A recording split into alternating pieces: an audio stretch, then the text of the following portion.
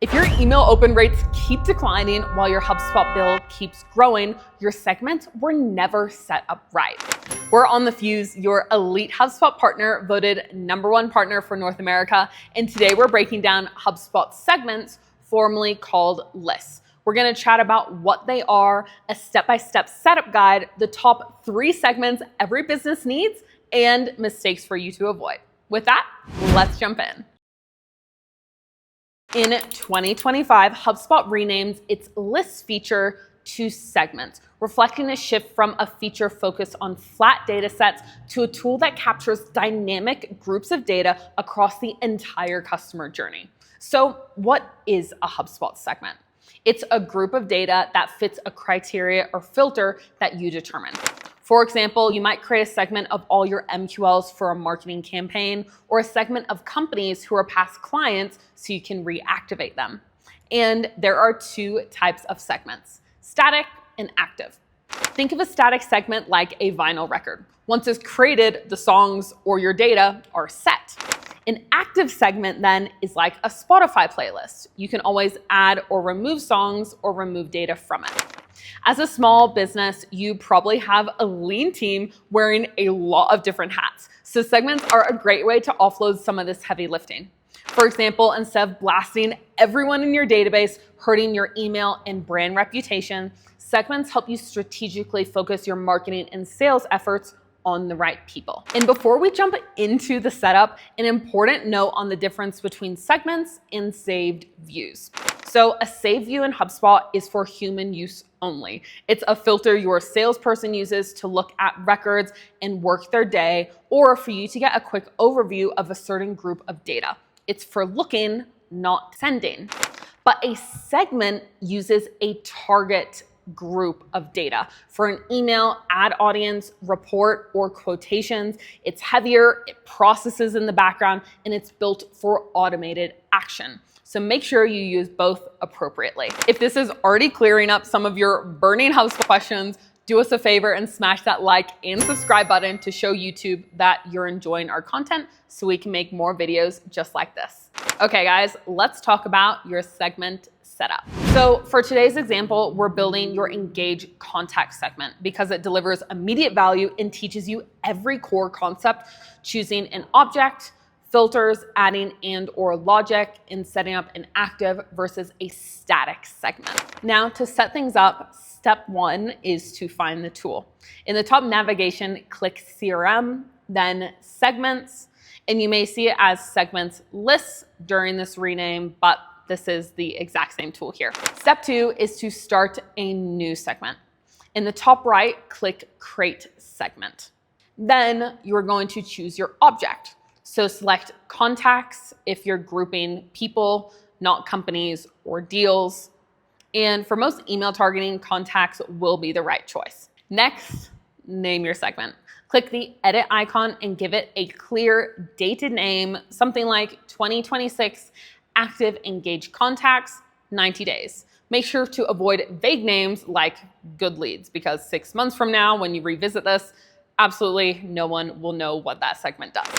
Next, add your filter. So click Add Filter, search last marketing email open date, choose is less than 90 days, and HubSpot starts estimating how many people match the criteria. Next, narrow this criteria down with and logic. Click Add Filter again, and inside the same group, that's and logic, meaning a contact must meet both rules.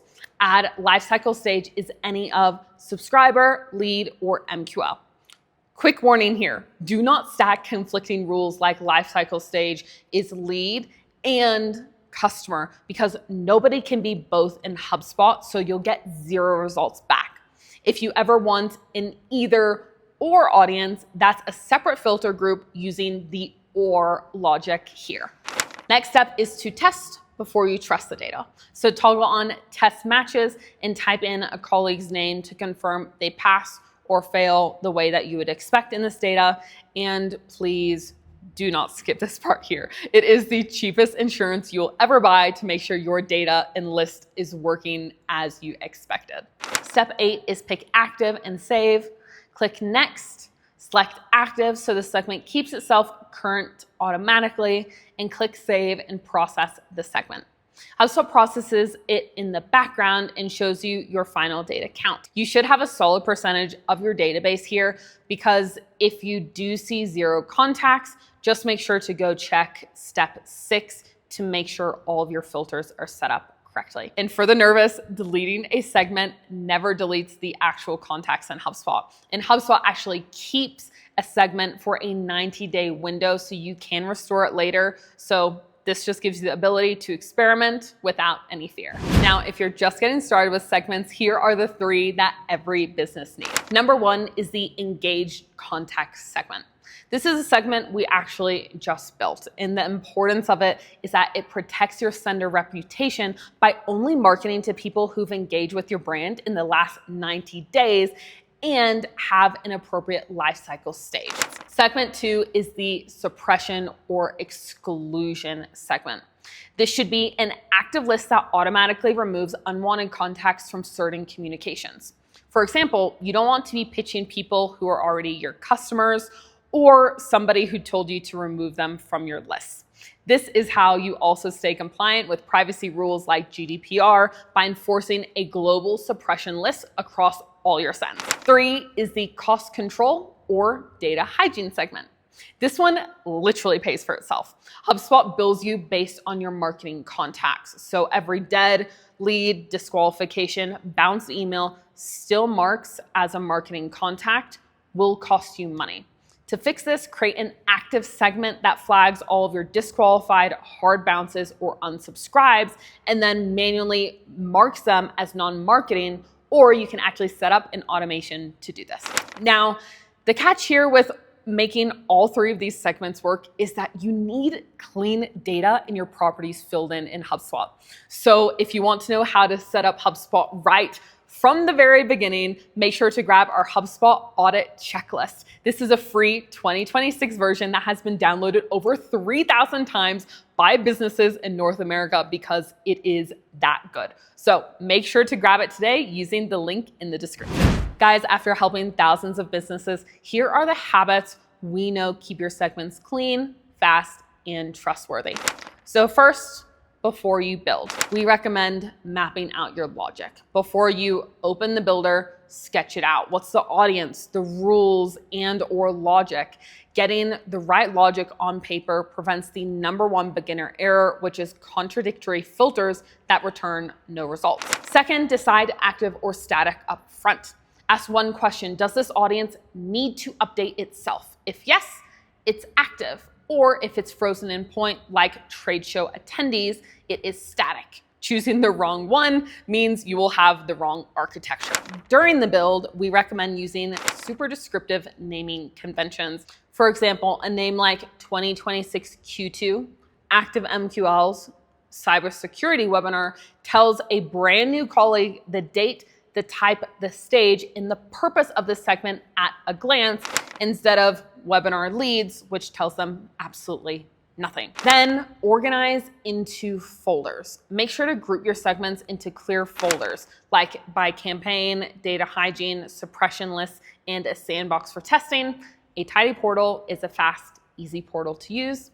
And as well, make sure to respect the limits. A single segment can hold up to 250 filters, and your plan caps how many segments you can have, from 10 active lists on a free plan up to 1,500 on enterprise. If you pile on hugely complex, nested active segments, you will hit processing delays and slow your entire portal down. So we recommend not even getting close to these limits and keeping it lean. Next, after launch, make sure to audit your segments quarterly. Every 3 months, sweep through and delete the one-off segments you no longer need. Obsolete lists will clutter your interface, confuse your team, and drag down back-end processing time. Also, we recommend to document the mission-critical segments. For segments that drive big sends or suppression rules, keep a single doc explaining the exact logic of these. If the person who built these segments leaves, your operations won't break if they're documented. By now, you can see how much money better targeting protects your business. But like most business owners, you're probably wearing 10 different hats and don't have the time to architect this all yourself. If that is you and you're using HubSpot's Pro or Enterprise plans, we offer complimentary 30-minute consultations with an expert. This gives you an action plan to clean up and maximize ROI from HubSpot. So book a call with us today. The link is in the description. Unfortunately, even when you follow this guide, a few classic traps still catch people. So here are the big ones and how to dodge these mistakes. Mistake number 1 is using a segment for daily sales work. A rep wants a daily list of my open leads and builds a segment for this. This is the wrong tool though. Segments are heavy background processing engines for outbound action. So for daily human triage of things like sales, build a saved view for this use case. Mistake number 2 is mixing up active and static lists.